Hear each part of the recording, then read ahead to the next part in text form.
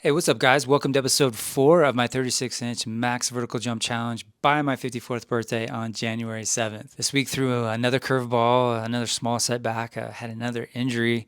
This time I was running sprints and pulled a muscle in my groin area.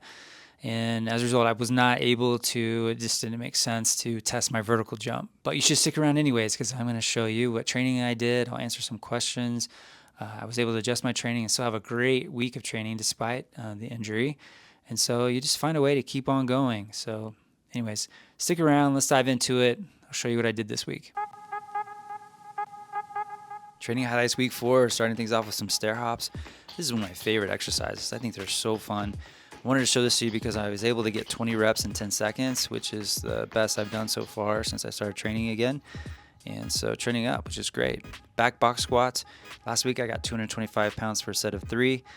This workout I was able to get it for a set of 5. So also trending up on that, which is another good sign. And then heavy calf raises. Able to get up to 385 pounds for a set of 10. These are also feeling really good. Calf is doing great. But a few days later I'm running sprints, and this is where the injury happened.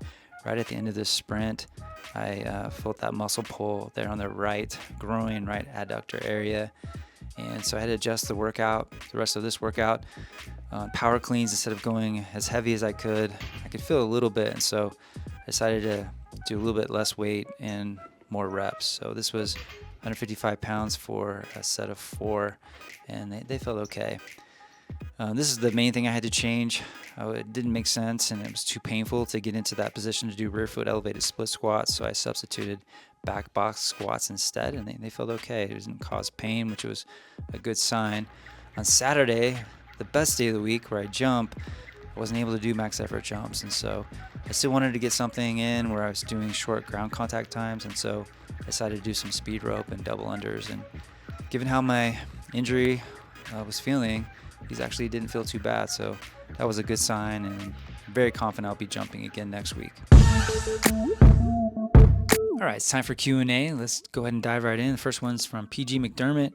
I'm 5'9" and just hit 40 and consistently touching the rim. Any tips for a natural 1-foot jumper to finally get that dunk? Yes, I'm going to give you 3 things. First is a strength exercise. So rear foot elevated split squats, add those to your training routine once or twice a week. Other thing I'm going to give you is short sprints, about 30 yards or so, and do those once or twice a week. Third thing is, and probably most importantly, is make sure you're doing max effort jumps once to twice a week. Do this on a day when you can go 100%, and to make them even more effective, you want to measure those. Vert Trainer is a great tool for that, but some way to measure those jumps, try and go a little bit higher each week.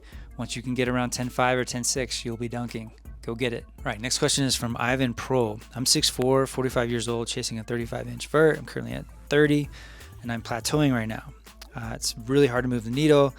I'm going for months and almost seeing no progress. How do you structure your training? What does your recovery look like? And how do you prevent not fatiguing the CNS? So a lot of questions in here. I'm going to try and answer it as quickly as I can. So first, going through plateaus. This is unfortunately very normal. Every athlete will face it. No matter how good or how talented you are, you're going to hit a plateau at some point.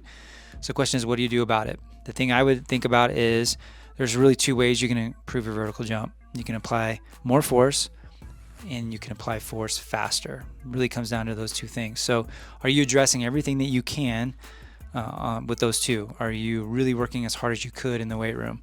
Are you using progressive overload?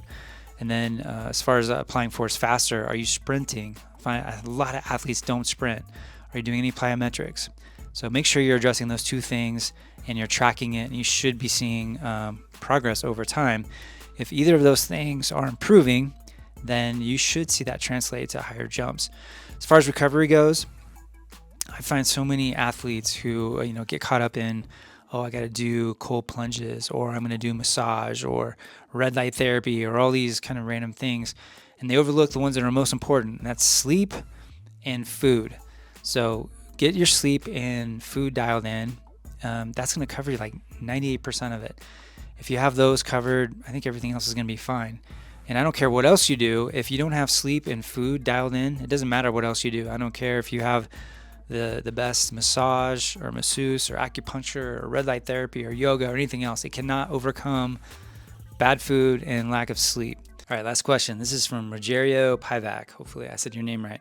I'd like to know how you manage your recovery. Since I'm on a calorie restriction, I still feel very fatigued after games and still have some discomfort in my knees.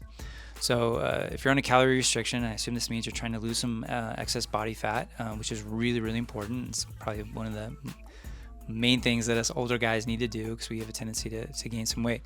So thing I would caution you in is not going overboard on that calorie restriction. Maybe only like 150 calories per day under what your daily allotment is.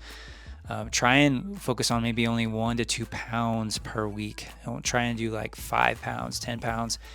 You need to take this slow. Otherwise, you're likely to drop a lot of muscle during this process.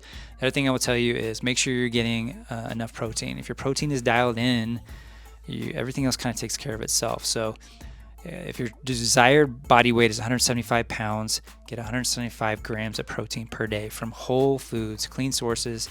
If you do that, you'll most likely, even though you're at a calorie deficit, still be able to maintain your muscle mass, even gain muscle mass, which is what we want, and drop some of that excess body fat. The other thing I'll share just real quickly is incline treadmill walking after dinner. Do this for 1 hour a few times a week. You asked about recovery. This is one thing that I do that I think aids this and also helps with dropping some of that excess body fat.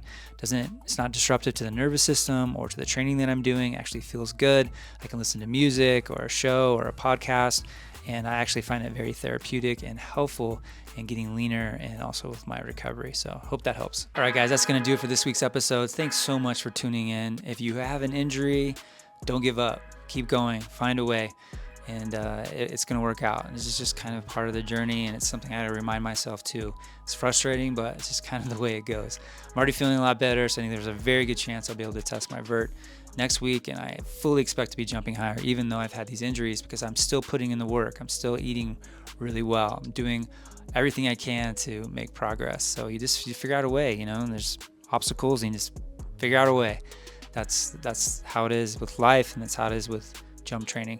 Thanks so much for watching. If you haven't already, please give me a like, subscribe, share this with a friend. This actually takes quite a bit of my time and effort, so if you're getting value from it, please help me out, and want more people to see this and get value from it.